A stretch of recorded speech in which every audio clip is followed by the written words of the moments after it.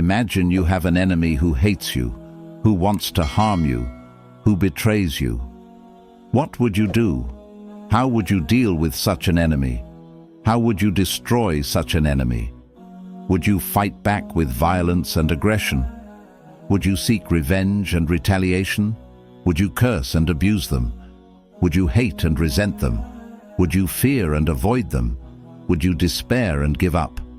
Or would you follow a different path, a path that is better, nobler, wiser, and more rewarding? A path that is taught by Allah and His Messenger, peace and blessings be upon him, a path that is followed by the righteous and the successful, a path that is pleasing to Allah and beneficial to you. In this video, we will reveal to you 7 Islamic ways to destroy your enemies without fighting them. These are not ordinary ways, but extraordinary ways. These are not easy ways, but challenging ways.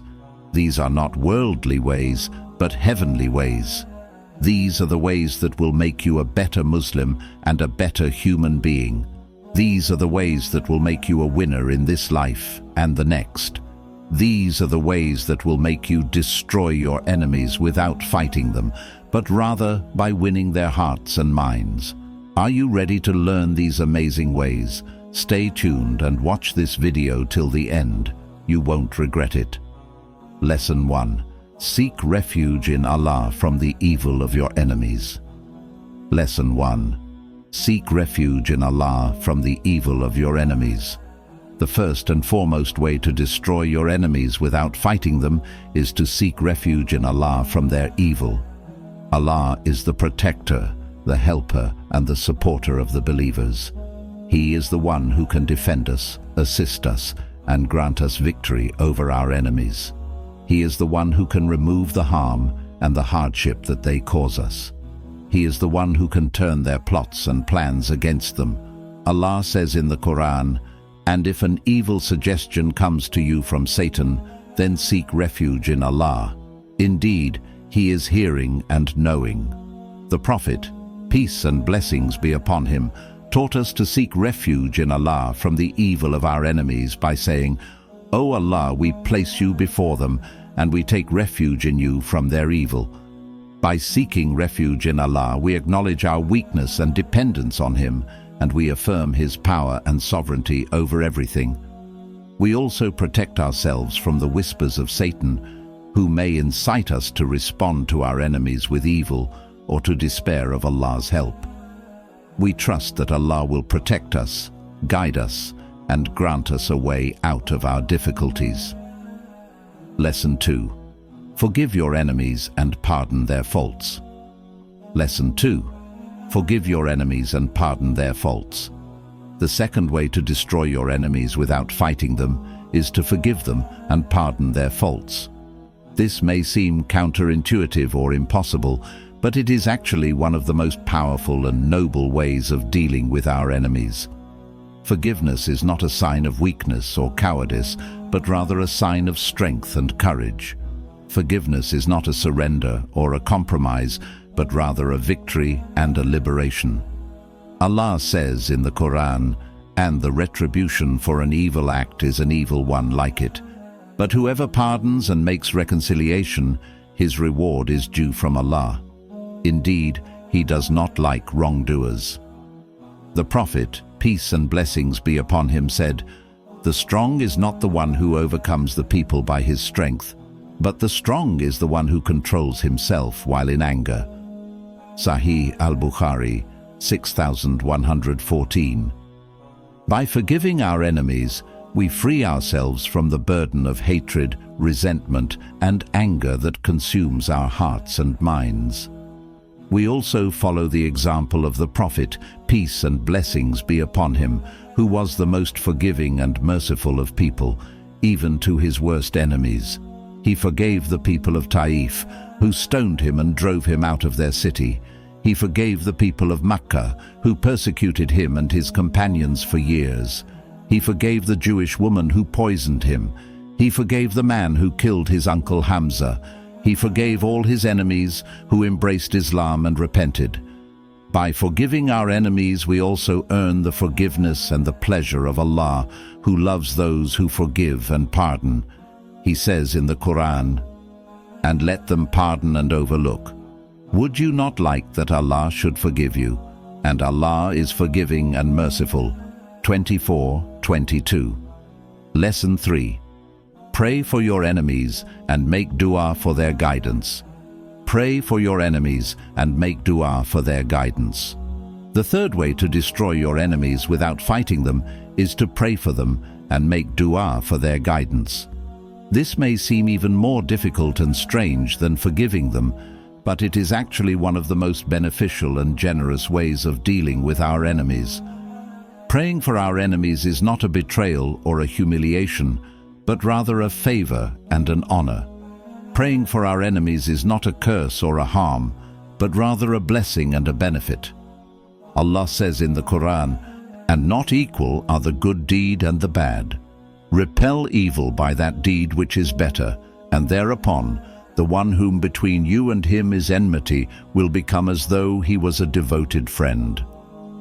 The Prophet, peace and blessings be upon him, said, "The supplication of a Muslim for his brother in his absence is readily accepted. An angel is appointed to his side. Whenever he makes a beneficial dua for his brother, the appointed angel says, 'Ameen, and may you also be blessed with the same.'" Sahih Muslim 2732. By praying for our enemies, we show them the true spirit and the beauty of Islam, which is a religion of peace, mercy, and compassion. We also follow the example of the Prophet, peace and blessings be upon him, who was the most kind and generous of people, even to his worst enemies. He prayed for the guidance of his uncle Abu Talib, who died as a disbeliever. He prayed for the guidance of his cousin Umar ibn al-Khattab, who became one of the best Muslims. He prayed for the guidance of the people of Taif, who later accepted Islam. He prayed for the guidance of his enemies who fought him and his companions. By praying for our enemies, we also benefit ourselves and our ummah as we seek Allah's help and mercy for ourselves and our brothers and sisters. We also hope that Allah will guide our enemies to Islam, or at least to justice and peace, so that they will stop harming us and themselves. We also hope that Allah will reward us for our patience and sincerity and grant us His love and friendship. Lesson 4. Be kind and generous to your enemies and do good to them. Lesson 4. Be kind and generous to your enemies and do good to them. The fourth way to destroy your enemies without fighting them is to be kind and generous to them and do good to them. This may seem like the most impossible and irrational way of dealing with our enemies, but it is actually one of the most effective and wise ways of dealing with them. Being kind and generous to our enemies is not a waste or a loss, but rather an investment and a gain.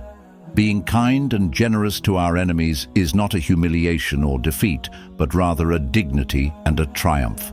Allah says in the Quran, "And spend in the way of Allah from what we have provided you, before death approaches one of you, and he says, 'My Lord, if only you would delay me for a brief term, so I would give charity and be among the righteous.'" The Prophet, peace and blessings be upon him, said, "Give charity without delay, for it stands in the way of calamity." Al-Tirmidhi 589.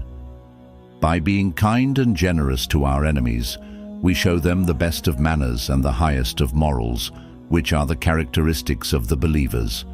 We also follow the example of the Prophet, peace and blessings be upon him, who was the most kind and generous of people, even to his worst enemies. He gave water to the wounded enemy soldiers in the Battle of Badr. He gave food and clothing to the prisoners of war in the Battle of Uhud. He gave shelter and protection to the disbelievers who sought his help in Medina. He gave amnesty and forgiveness to the people of Makkah who surrendered to him. By being kind and generous to our enemies, we also soften their hearts and remove their hatred and enmity towards us. We also earn the reward and gratitude of Allah, who loves those who are kind and generous. He says in the Quran, "Indeed, Allah rewards the charitable, and He is all aware of what you do." Lesson 5. Be patient and steadfast in the face of your enemies and do not fear them. Lesson 5. Be patient and steadfast in the face of your enemies and do not fear them. The fifth way to destroy your enemies without fighting them is to be patient and steadfast in the face of their harm and oppression, and to not fear them or their threats. This may seem like a difficult and challenging way of dealing with our enemies, but it is actually one of the most rewarding and honorable ways of dealing with them. Being patient and steadfast is not a weakness or a passivity, but rather a strength and an activity. Being patient and steadfast is not a surrender or a submission, but rather a resistance and a challenge. Allah says in the Quran, "And we will surely test you with something of fear and hunger and a loss of wealth and lives and fruits, but give good tidings to the patient who, when disaster strikes them, say, 'Indeed we belong to Allah, and indeed to Him we will return.' Those are the ones upon whom are blessings from their Lord and mercy, and it is those who are the rightly guided." The Prophet, peace and blessings be upon him, said, "How wonderful is the case of a believer! There is good for him in everything, and this applies only to a believer. If prosperity attends him, he expresses gratitude to Allah, and that is good for him. And if adversity befalls him, he endures it patiently, and that is better for him." Sahih Muslim 2999. By being patient and steadfast, we show our enemies that we are not afraid of their plots and schemes, and that we trust in Allah's plan and wisdom. We also follow the example of the Prophet, peace and blessings be upon him, who was the most patient and steadfast of people, even in the face of the worst trials and tribulations. He endured the persecution and boycott of the Quraysh in Mecca. He endured the battles and betrayals of the hypocrites and the Jews in Medina. He endured the loss of his beloved wife Khadijah and his uncle Abu Talib. He endured the slander and the mockery of his enemies. He endured all this with patience and perseverance, and Allah granted him victory and honor. By being patient and steadfast, we also earn the reward and the mercy of Allah, who loves those who are patient and steadfast. He says in the Quran, "Indeed, Allah is with the patient." Lesson 6. Seek knowledge and wisdom to deal with your enemies, and do not be ignorant. Seek knowledge and wisdom to deal with your enemies, and do not be ignorant.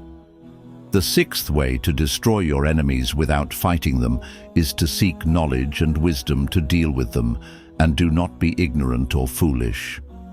This may seem like a subtle and indirect way of dealing with our enemies, but it is actually one of the most effective and strategic ways of dealing with them. Seeking knowledge and wisdom is not a waste or a luxury, but rather a necessity and a duty. Seeking knowledge and wisdom is not a weakness or a compromise, but rather a strength and an advantage. Allah says in the Quran, "And say, 'My Lord, increase me in knowledge.'"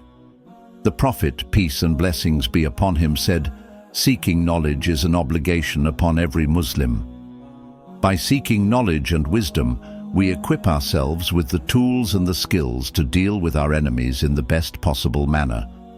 We also follow the example of the Prophet, peace and blessings be upon him, who was the most knowledgeable and wise of people.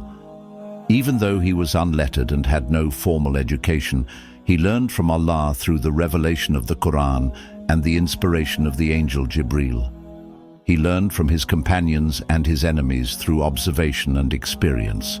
He learned from the previous prophets and nations through the stories and the lessons in the Quran.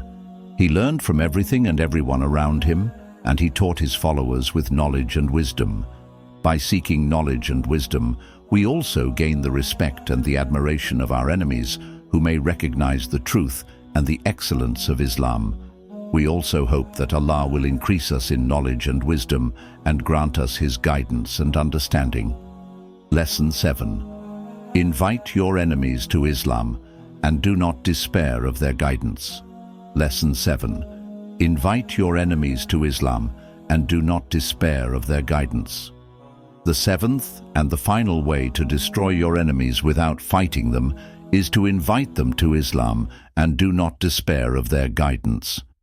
This may seem like the most impossible and unrealistic way of dealing with our enemies, but it is actually one of the most noble and rewarding ways of dealing with them. Inviting them to Islam is not a betrayal or a humiliation, but rather a favor and honor. Inviting them to Islam is not a harm or a loss, but rather a benefit and a gain. Allah says in the Quran, "Invite to the way of your Lord with wisdom and good instruction, and argue with them in a way that is best. Indeed, your Lord is most knowing of who has strayed from his way, and he is most knowing of who is rightly guided." The Prophet, peace and blessings be upon him, said, "Convey from me, even if it is one verse." Sahih al-Bukhari 3461. By inviting our enemies to Islam, we show them the true message and the beauty of Islam, which is a religion of peace, mercy, and justice. We also follow the example of the Prophet, peace and blessings be upon him, who was the most inviting and the most merciful of people, even to his worst enemies. He invited the idolaters of Makkah to worship Allah alone and to abandon their false gods. He invited the Jews and the Christians to follow the final revelation and the final prophet. He invited the kings and the rulers of the world to embrace Islam and to submit to Allah.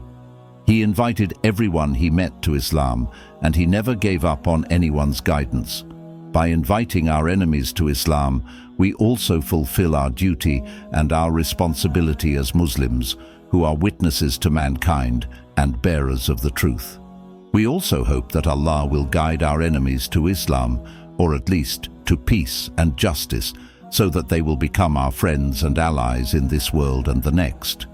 We also hope that Allah will reward us for our efforts and our sincerity, and grant us His pleasure in His paradise. Conclusion and key takeaways. We have reached the end of this video, but not the end of our journey. We have learned some amazing ways to destroy our enemies without fighting them, but there is so much more to learn and practice. Islam is a vast and rich religion, full of wisdom and guidance for every aspect of our lives. That's why we invite you to join us in our next video, where we will explore another fascinating topic that will help you grow as a Muslim and as a human being. Trust me, you don't want to miss it. But before you go, please take a moment to like this video, share it with your friends and family, and subscribe to our channel. By doing so, you will support our mission of spreading the message of Islam to the world, and you will also get notified whenever we upload a new video. It's a win-win situation. Thank you for watching, and may Allah bless you and protect you from your enemies. Assalamu alaikum.